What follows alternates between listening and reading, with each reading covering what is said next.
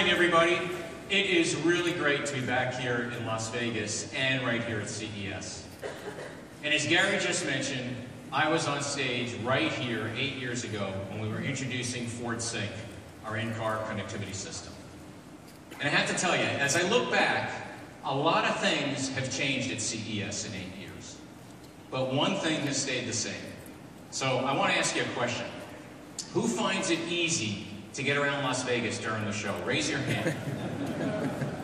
Okay, so I think many of us agree. It really is a challenge to get around Vegas during the show. But think about this. The Las Vegas metro area has just more than 1 million people, and with a population density of roughly 1,750 people per square kilometer. Now that puts Las Vegas number 120 on the list of the largest cities in the world by population density. Now during CES, there's an influx of another 150,000 people. And most of them, of course, are concentrated right here around the Strip. Now, we put up with this for a few days. Imagine what people in Mumbai, India face every day. More than 18 million people live in Mumbai. And its population density is 17 times greater than here in Las Vegas, making it the world's largest city by population density. And its air quality and its infrastructure are really poor. And cars literally inch along the roadways with horns blaring, and the trains are so packed that commuters' phones and eyeglasses often get crushed under the pressure of all the bodies. Now in the US, well, we don't often worry about that kind of congestion. After all, there's only one American city among the world's top 100 most populated cities by density. And that's Los Angeles, coming in at number 90. But as you look around CES this week, and we all marvel at the innovation, will you think for a moment about the people in Mumbai? Should you? These are the kind of issues on our minds at Ford. And it's what brings me back to CES today. You know, this week, lots of companies are going to introduce new products here, including a record number of automakers and automotive suppliers. And we really do applaud all the new product development and the new ideas for consumers. And we especially applaud the focus on the auto industry at this year's CES, where connected and autonomous cars are in the spotlight amongst all the new gadgets here. Today, though, even though, as we at Ford showcase our latest connected cars and plans for autonomous vehicles, we're coming to CES with a higher purpose. And it's one that started more than 111 years ago by our founder, Henry Ford. Henry Ford's calling wasn't simply to build a strong business by introducing compelling products. His real passion was about bringing about the opportunity to create a better society. And of course, while he's best known for the invention of an affordable car that put the world on wheels, he was proudest of the mark that he made on society. His perfecting of the moving assembly line ushered in another industrial revolution. His doubling the wages of factory workers helped give rise to the American middle class. Henry Ford believed that a good business makes excellent products and earns a healthy return. But he proved that a great business does all of that while creating a better world. And that's what we'd like to focus on this morning. At Ford, we are driving innovation into every part of our business. That includes EcoBoost engines that save gas, advanced lightweight materials that make trucks more capable, and advanced features and technologies that help millions of people avoid accidents and improve safety. We're driving to be both a product and a mobility company, and ultimately to help change the way the world moves. So where do we best start? By addressing the mobility challenges facing people all over the world. So let's start with what we mean by mobility. It is more about just getting and moving from point A to point B, because the world is changing. People interact in new ways. They share information very, very differently. and they consume products and services in more ways than we've ever seen before. So at Ford, mobility is far more than motion. It's really about progress. It's about human progress. It involves such things as moving food to the stores that you shop in every day, ambulances arriving at the scene of an accident to save a life, or making it to your daughter's recital on time. It's about getting to work, whether that involves a 3-hour commute or working from the local coffee shop. 4 important megatrends are driving our thinking around mobility. The first one is urbanization, or growing population in urban environments. Today, there are 28 megacities, or metropolitan areas with total populations of more than 10 million people worldwide. Fast forward to 2030, and we expect to see at least 41 megacities worldwide. Bill Ford, our executive chairman and great-grandson of Henry Ford, has been a passionate advocate for the need for all of us to care more about the subject of mobility. And he has been for years warning of global gridlock if we don't deal with these realities of urbanization. Because the existing infrastructure for motor vehicles simply cannot sustain the sheer number of vehicles expected to be on the road in the coming years. So our roadmap has to include not only smarter cars, but smarter roads and smarter cities. At the same time, many cities are growing. We're also seeing a second megatrend, and that's the rapid rise of the growth of the global middle class. The Brookings Institute reports that the global middle class will double in size by 2030, going from 2 billion to 4 billion people, with Asia driving much of that growth. And many in this growing middle class will aspire to own a car. You know, it's one of the traditional markers of economic progress for the last half-century. And with that, it's bringing a new set of challenges. You know, if you've been to China in the past decade, I think you know what I'm talking about. Think beyond global gridlock. Think about the third megatrend, the issue of air quality and related health risks from congestion. The World Health Organization and others have noted that urban air pollution is a serious social and public health issue. Check this out. Imagine having to remind your kids never to go outside without their face masks. Or imagine having to go grocery shopping for your parents who live 30 miles away because the elderly have been warned to stay indoors. The fourth megatrend, changing consumer attitudes and priorities. Millennials, those born between the early 1980s and the early 2000s, you know, they're delaying marriage, delaying buying homes, delaying having children. And as consumers, they behave very differently from the people of my generation and older, especially when it comes to mobility. In the US, for instance, 47% of people today like using their smartphone to plan their transportation. And 39% say that they travel by bus, train, or taxi so that they can multitask. And 34%, well, they say they'd be interested in renting their car to strangers if they could.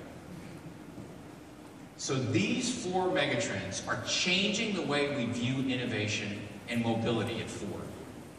And we've developed what we call our Blueprint for Mobility, which is a multi-decade vision for how we can do our part to help create a better world. And it involves experimentation right now, leading to an all-new model of transportation and mobility within the next 10 years and beyond.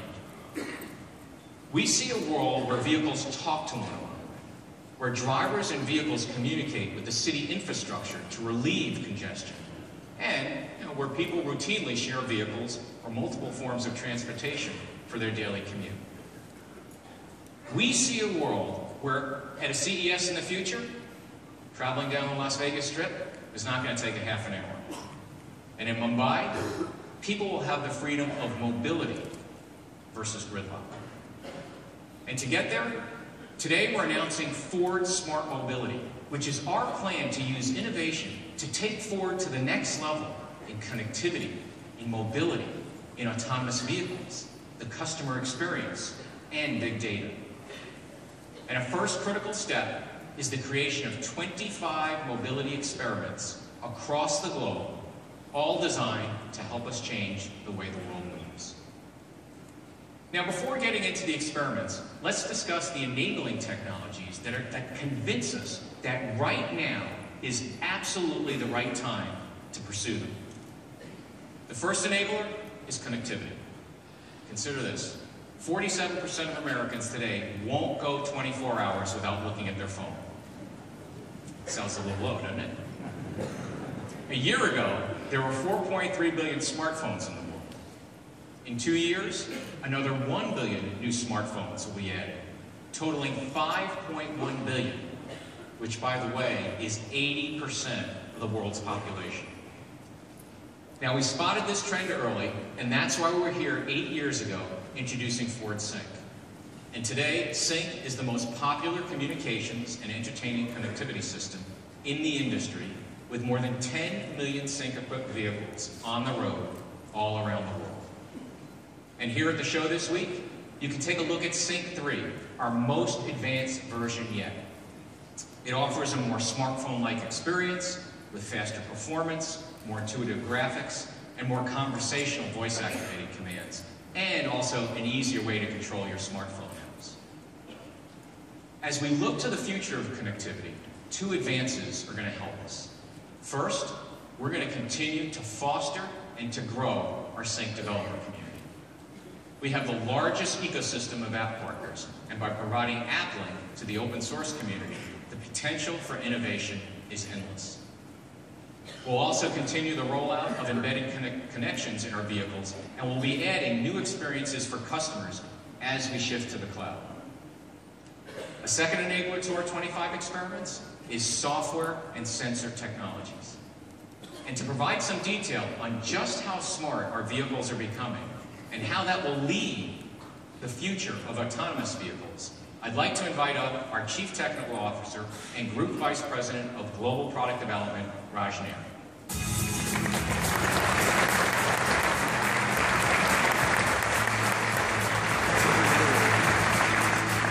Thanks, Mark.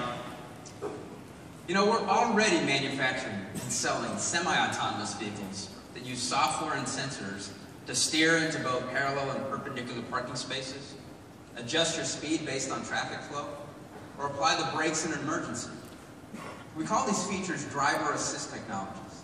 So think of them as a co-pilot, an additional set of eyes, ears, hands, and legs, cameras, sonar, and radar that can see the world, software that can interpret it in ways similar to a human driver, sometimes even better. And we expect these technologies to continue to make people better drivers. And one day, in the right environment, could even replace drivers. We also have a fully autonomous Ford vehicle on the road and undergoing testing. And this vehicle uses the same semi-autonomous technology in Ford vehicles today, while adding 4 LiDAR sensors to generate a real-time 3D map of the vehicle's surrounding environment. So we absolutely believe automated driving is going to be possible in the right combination of area and environment. And we have autonomous vehicles in our future plans. Full automation will be possible in areas where high-definition mapping is available, along with favorable environmental conditions for the vehicle sensors. But outside of these areas and environments, drivers will also benefit from increasing semi-automated capability, which keeps the driver in the loop, but makes him or her a better and often safer driver. Software development, along with affordable hardware and sensor technology, will be the key enablers to both full autonomy and semi-automation going forward. And while widespread vehicle-to-vehicle and vehicle-to-infrastructure communication certainly would be beneficial, we don't believe it to be a requirement for full automated driving in the previously defined area and environment. At the same time, we want to continue making fun to drive part of the Ford DNA. So as we think about autonomous vehicles, when you go from fun to drive to fun to ride, we're asking what that looks and feels like. And more importantly, how does it change us in the way we interact with vehicles going forward? For example, passengers are far more susceptible to motion sickness than drivers because they're not in control of the vehicle's movement. With an autonomous vehicle, do we change our vehicle dynamics to reduce motion sickness versus prioritizing that rewarding driving experience? Just think about one of your worst experiences, riding in a downtown taxi. We don't want to create that type of experience in an autonomous vehicle. What about the emotional connection people have with their vehicles? We don't yet know what a person's emotional response is going to be when you take away the role of the driver. And what if an accident occurs? Who's responsible? Even when we know that technologies are capable of being safer than a human driver, what level of robustness will be expected? There absolutely will be a Ford autonomous vehicle in the future. And we'll be putting one on the road very seriously. And we'll continue to take a very thoughtful approach to getting there. Now, we're definitely spending a lot of time on these questions that Raj just took you through. But to be clear, our priority at Ford is not in making marketing claims or being in a race for the first autonomous car on the road. Our priority is making the first Ford autonomous vehicle accessible to the masses and truly enhancing our customers' lives. A first enabler to allowing us to move forward with mobility experiments we're announcing today is big, smart data. Data and analytics will play a critical role in determining our future. And regarding data, we want to make a very clear statement today. We believe customers own their data, and we are simply stewards of that data, and we commit to being trusted stewards of that data.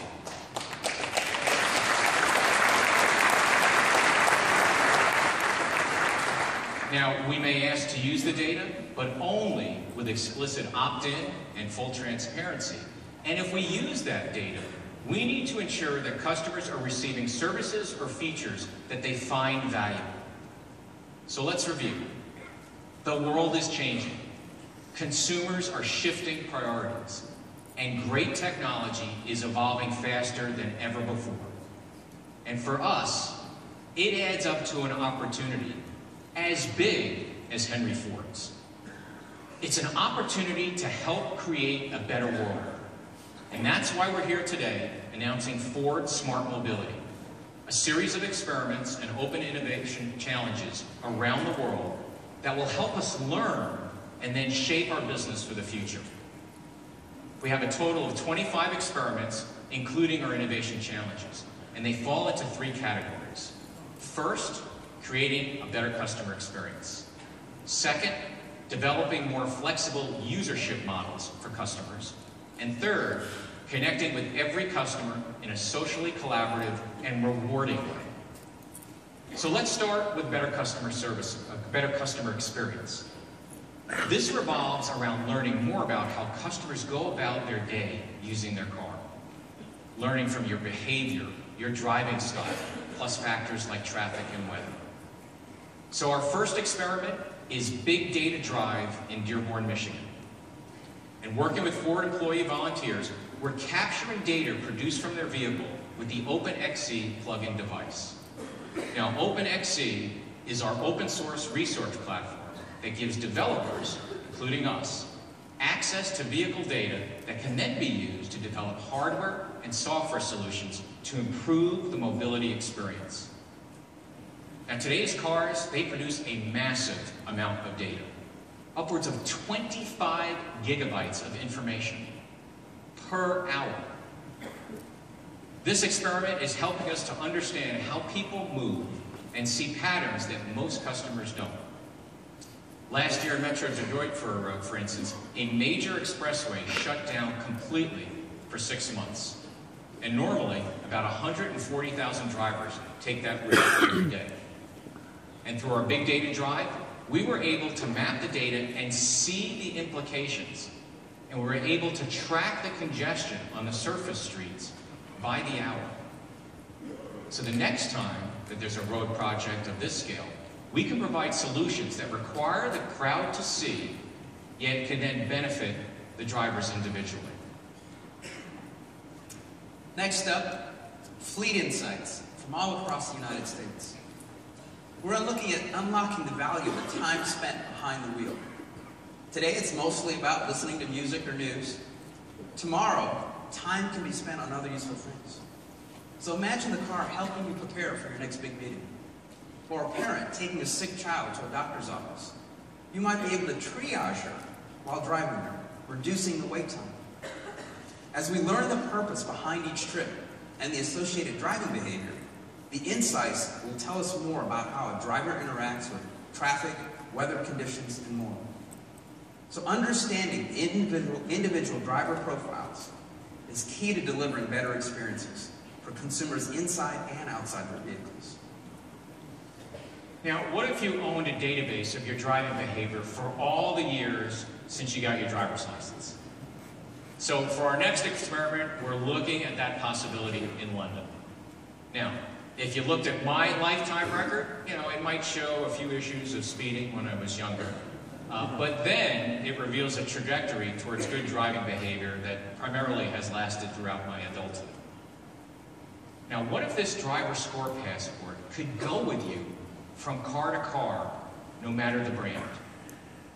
Imagine that you could share that data with insurance companies to get better rates. And in order to understand the business opportunity and how smaller influences such as traffic, weather, and other passengers affect driver behavior, we're collecting driver data from a large fleet in London. And we're looking at how you could use driver profiles to personalize insurance rates.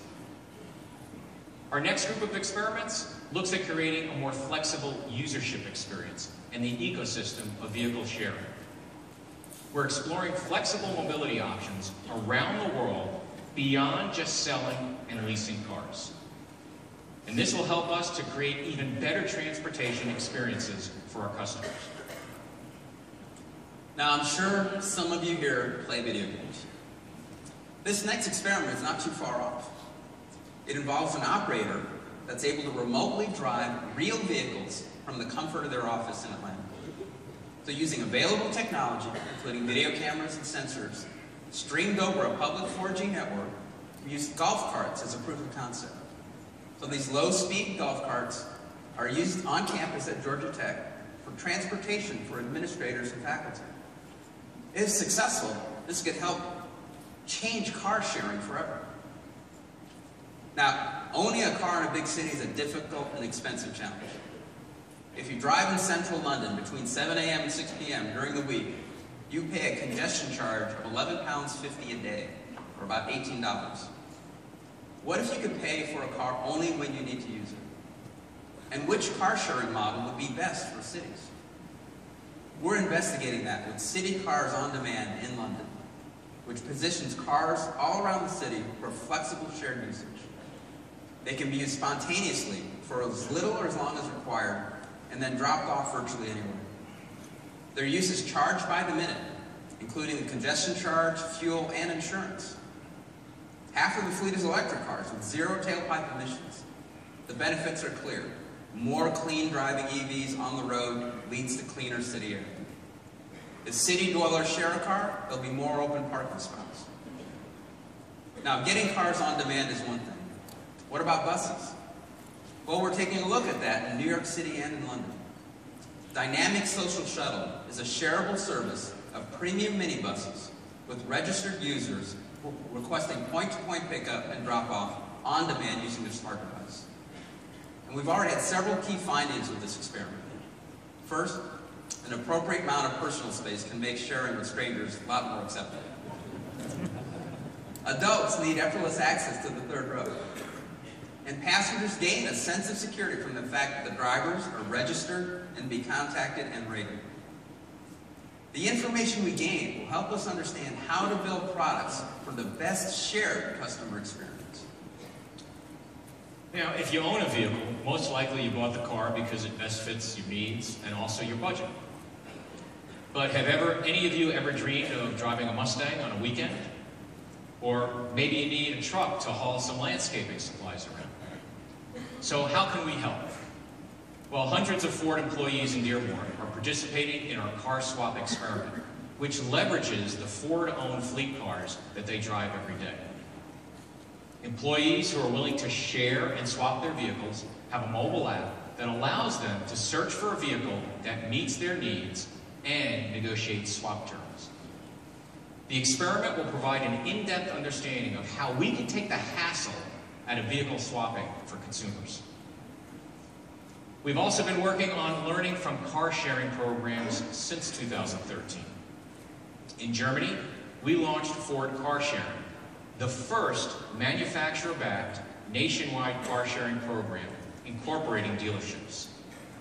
This collaboration recently expanded and now has 39 dealers in 55 cities with over 100 locations. And we're working with our dealers. By being able to work with our dealers, we're able to serve small towns and villages and rural areas too. And we're working in cooperation with Flinkster, a large car-sharing company that works with multiple partners. So, Ford car-sharing customers can use all the Flinkster vehicles, and Flinkster's 270,000 customers can use the Ford car-sharing fleet. Now, we're broadening the car-sharing experiment in India as well. Now, many consumers in Bangalore simply can't afford a car, yet they still want the benefits of having one. So users can book a pickup and drop-off time and date, either by mobile phone or online. And it's just one more way we're making mobility accessible for the masses. It would also be beneficial if urban shared vehicles were electric, because not only do they lower operating costs, they can also be refueled in their parking spaces. But shared EVs, of course, need time to charge. And in Dearborn, we're developing fast charging technology for our vehicles. Plus, we're looking at partnerships with retail or fast food businesses to develop fast charging infrastructure. Because we want to make electric vehicles easier to use, because when more people choose EVs, everyone benefits from the lower emissions. So our third category of experiments explores working in a socially collaborative way and creating solutions that are rewarding for everybody. Our data-driven healthcare experiment will teach us what mobility means more broadly. So for most of us here, healthcare is accessible. If we have an emergency, we call an ambulance or head to a doctor. If you lived in West Africa or Gambia, that's much more difficult. Unpaved roads and a lack of reliable transportation options makes it tough. Ford's partnered with an organization that manages and maintains motorcycles and ambulances, enabling healthcare workers to deliver vital care to people. We're equipping a fleet of Ford pickup trucks and SUVs with OpenXC technology.